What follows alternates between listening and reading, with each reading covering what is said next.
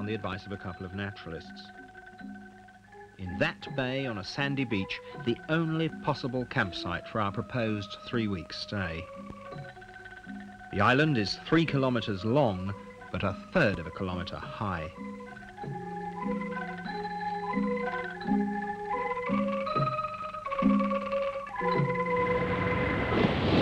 I can't wait to discover what animals haunt the forests, what birds the shores, what fish the coral reefs. The rubber boat will stay with us to dive from. Our other gear includes 2 air compressors and a generator, medical kits and walkie-talkie radios, and all our food and water. The 25-mile journey takes 6 hours. Next morning we're nicely settled in, having unloaded at night on a high tide. The camp is tucked in round the corner of this bay. We're protected from the wind and from rough seas, but we're deprived by the Great Cliff of convenient radio contact with the mainland.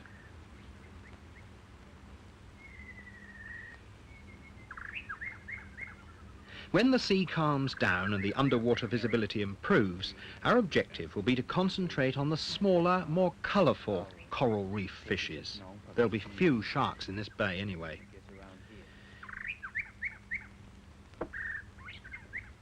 With me, Donaldo McIver, a qualified diver, anxious to get below. And a member of another BBC, the Bangkok Bird Club, Supradit Kanwanid, ornithologist, interpreter, ex-soldier. But we're not the only primates here. But like us, the pig-tailed macaques are not natural inhabitants of Phi Phi Leh. Martin Saunders is an underwater cameraman for the real BBC. I throw some bits of banana for the macaques. The male is simply magnificent. He and the others must have been left here by previous human visitors. So tame are they. I've read that on the mainland this species is kept and bred in captivity because it can be trained to climb palm trees and select and knock down the ripe coconuts.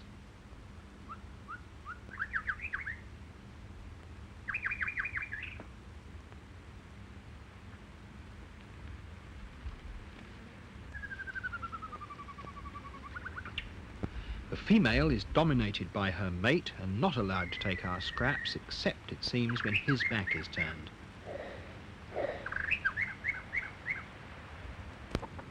We've brought a dozen pullets and a couple of cockerels, but catching lunch is not easy, and the attempts startle the male macaque.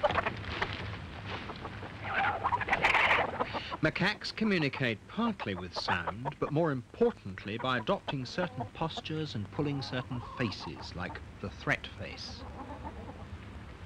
Meanwhile, a storm-driven waif from the adjacent mainland.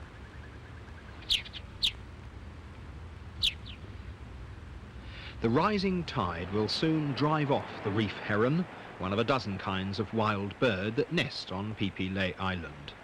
It's seeking fish or crabs or mollusks.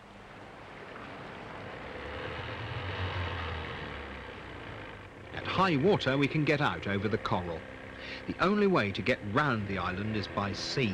Climbing round would take a week, even though the island is only 3 kilometres long. Circumnavigation takes only an hour.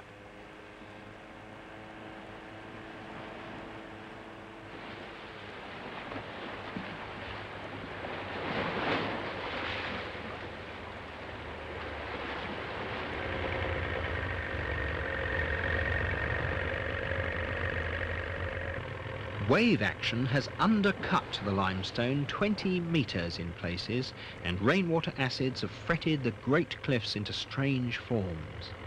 For limestone is a sedimentary rock composed of fragments of seashells and other marine organisms. It wears away easily and produces landscapes of a peculiar kind. Stalactites add to the variety. They represent, of course, a recycling of the limestone material. First, the rock is dissolved by the rainwater action, then later stalactites form where the water drips.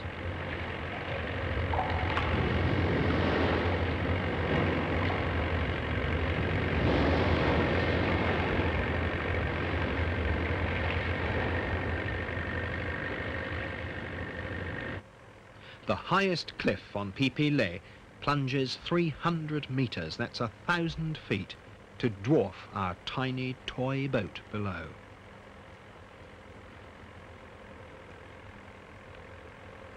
It's difficult to imagine a more dramatic island than this.